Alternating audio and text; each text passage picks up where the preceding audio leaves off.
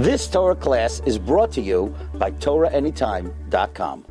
I am the greatest yeshiva in the world for asking me specifically to speak about this subject. I'd also like to thank Torah Anytime for spreading the Torah shiurim around the world. Baruch Hashem, a tremendous chus. Rare is it that you find a subject that a person sort of looks upon and thinks, not so bad. No, it can't be so bad. And when you delve deeper into the subject, a person can be shell-shocked when he realizes the repercussions for some of his actions. Tonight's share, tonight's inyan, tonight's subject is one of those subjects. It's a subject that unfortunately people sort of, all right, it's not so bad. Maybe it's not the nicest thing to do, but it's not so bad. Rabbi Sai, tonight, I believe that after a person learns these halachas, it can change the way a person speaks forever. If a person listens carefully and really absorbs the information that we're giving, a person can literally change the way that he speaks. And it's a real tremendous difference that a person can make to his life. I'd like to read to you the words of the Vilna Gaon. There's an Igeres Hagra. Listen to the words of the Igeres Hagra, words of the Vilna Gaon. The Vilna Gaon writes as follows. Says the Vilna Gaon, Ha'ika lischus la'olam haba. The most important thing to get a person to olam haba, says the Vilna Gaon, bishmiras piv, in guarding a person's mouth. V'zehu yoyse mikol ha'torah v'hamaisim. This is more than all the Torah and all the maisim that you can do, says the Vilna Gaon. Ki apeh kodesh kedoshim. The Vilna Gaon is writing over here something very serious. More than Torah, more than maisim, shmiras piv is much more than that. And that is the ikar to olam haba, says the Vilna Gaon. Continues the Vilna Gaon. Rabbi said these are scary words. Continues the Vilna Gaon as follows. A person has to work his entire lifetime until the day that he dies, says the Vilna Gaon, placing a muzzle on his mouth to prevent a person from speaking improperly. The Vilna Gaon says this is more than all of the fasts in the world. More than taking on a tainus. A person would fast and withhold food from himself. So the Vilna Gaon, more important, is putting a muzzle on your mouth and guarding the words that come out of your mouth.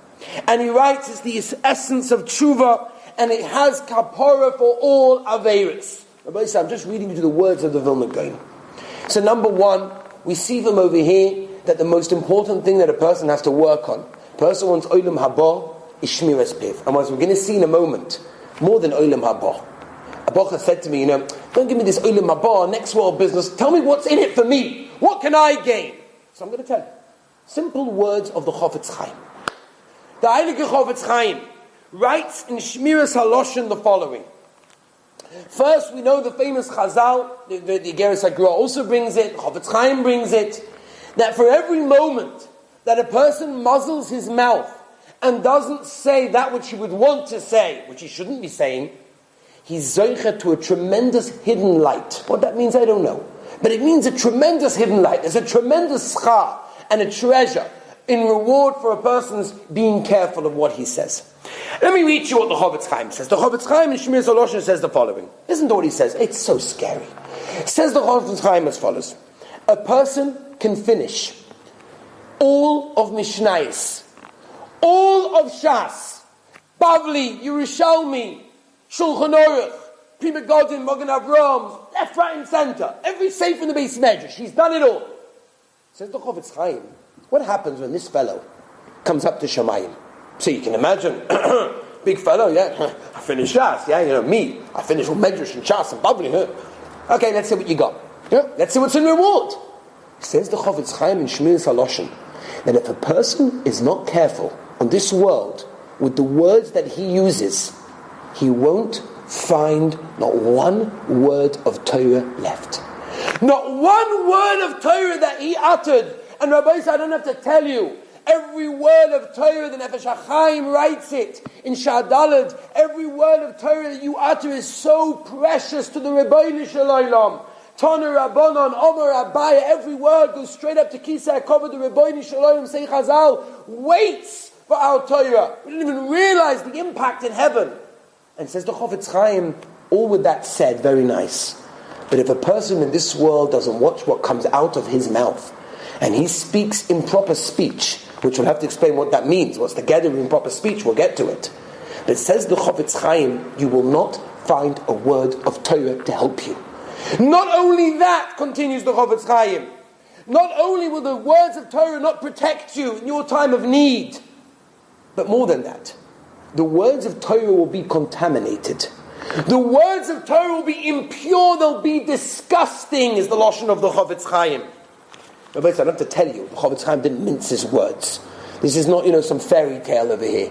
The words of the Chofetz Chaim is mamish emes la'amito, it's Torah. And the Chofetz Chaim is telling us exactly what's happening. And if you want to know what's in it for you, let me tell you the following. In the Sefer, Nidchei Yisrael and Perek Chof, the Chofetz Chaim writes as follows. The Chofetz Chaim says, apart from the Aveira of speaking badly, apart from the Aveira of what it's doing to your neshama, what it's doing into all the Shemayim, to the world, whatever goes into that, a person has to know something else as well. It says the Chofetz Chaim, the following mashal. A mouth is a beautiful instrument. A beautiful instrument. This instrument can play the most beautiful music. Torah, tefillah, chesed, Giminas chasodim. You can speak nicely to people. You can raise up someone's spirit. You can make them happy. The mouth has such koyach that you can do beautiful things with it. Says the Chofetz Chaim, just imagine. Take that instrument and break one of the strings. It's not going to play the same music, is it? It's not going to play the same beautiful tunes. There's a problem with the instrument. Says the Chofetz Chaim, and these words can hit a person's inner core.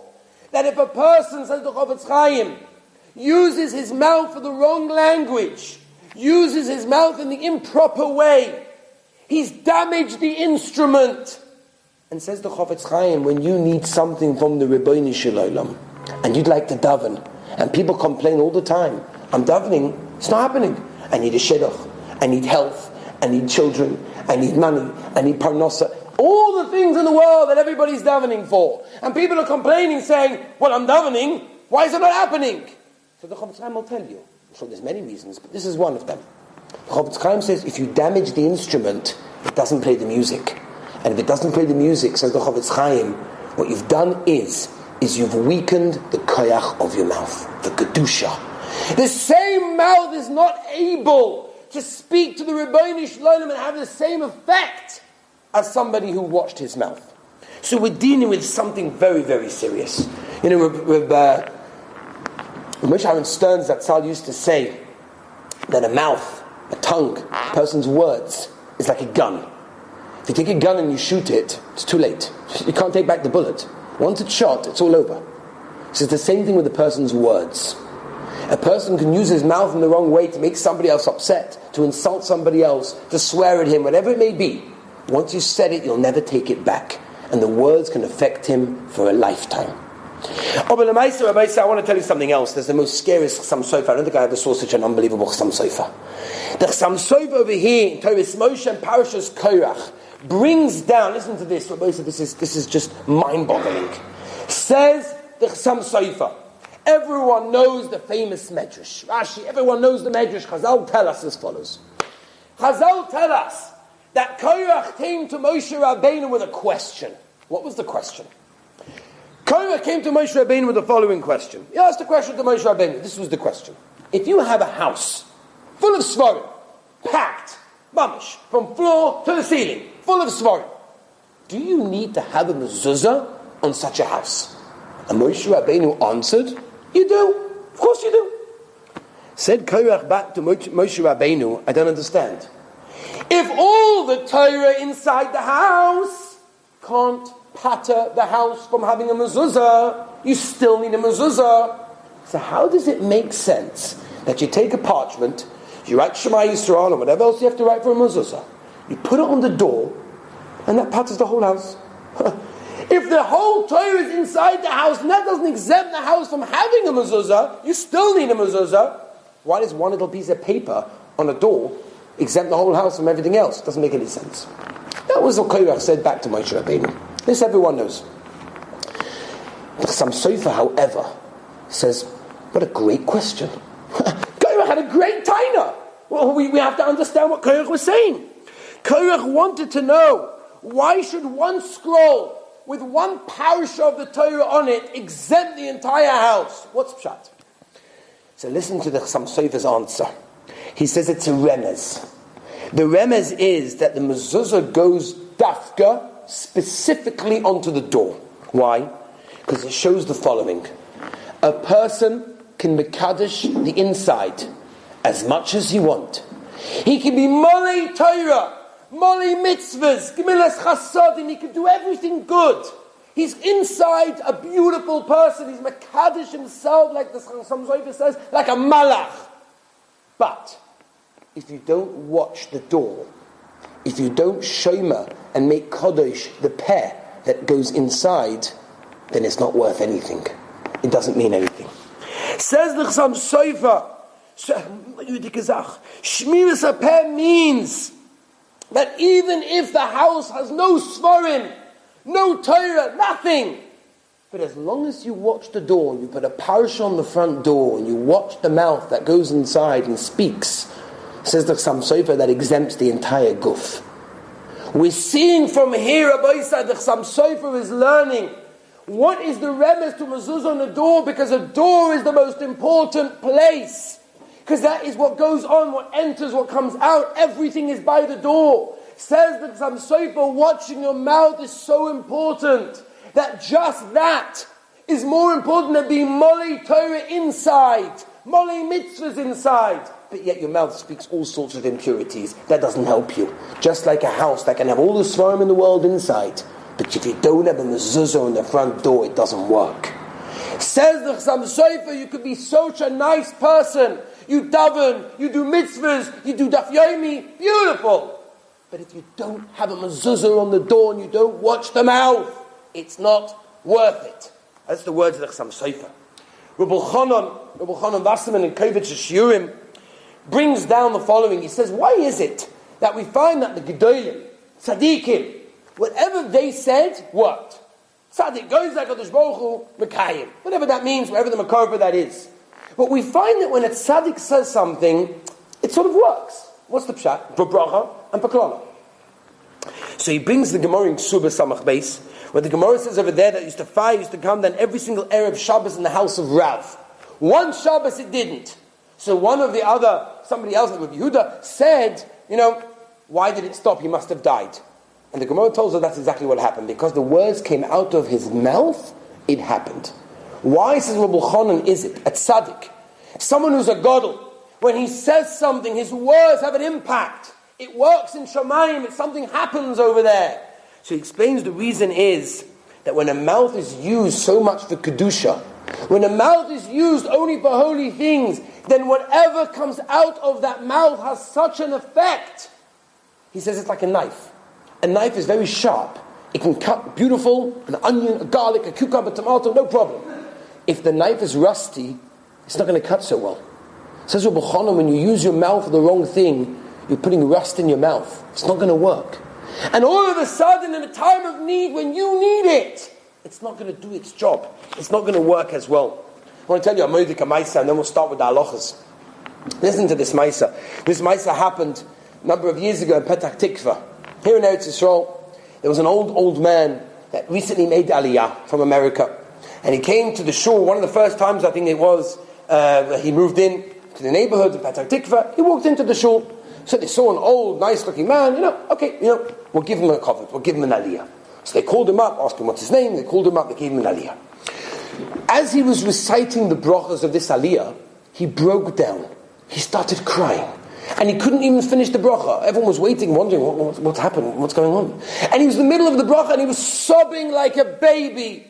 And they couldn't figure what it was until they had to bring him a chair. And he sat down by the bim until he can get his composure, until he could realize what's going on. He finished the bracha and that was it.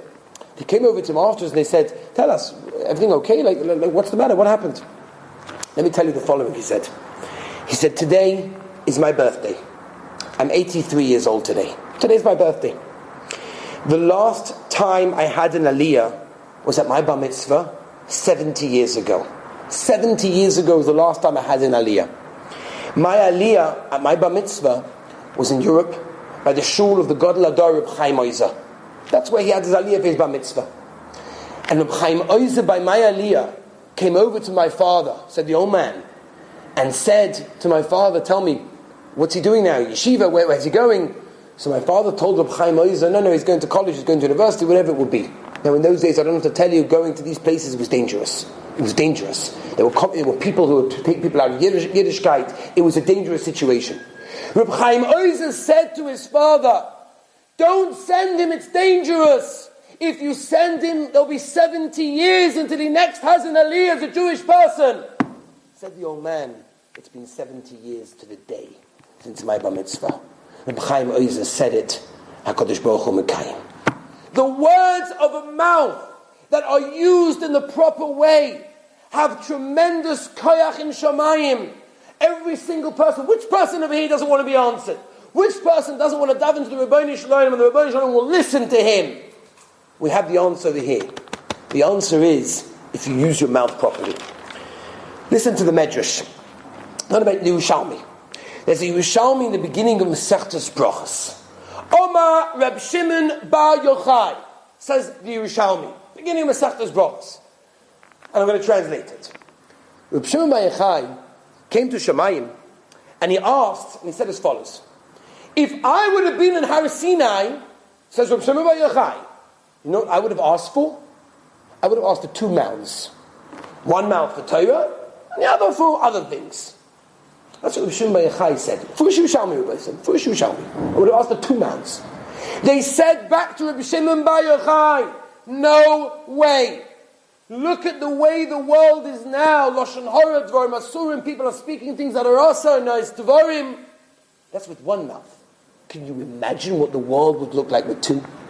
That's what they said to Reb Shimon Bar Yochai. Rabbi said, I want to go through with you a few Maimon Chazal, some of the most scariest Sforim. What they write about Nivel Peh. What they write about a person's language, how he uses it. I want to speak about three categories. I'd like to speak, number one, about the category of Nivel Peh, bad language. I'd like to speak about number two, the category number two, about things that are not nice to say, but not necessarily Nivel Peh. And number three, Kaddish Atzmacha B'Mutalach, which we'll have to explain what that means, not to say things that a person shouldn't say. We'll get to it. Okay, I'd like to start with as follows. There's a murder convention. You've just experienced another Torah class brought to you by TorahAnytime.com.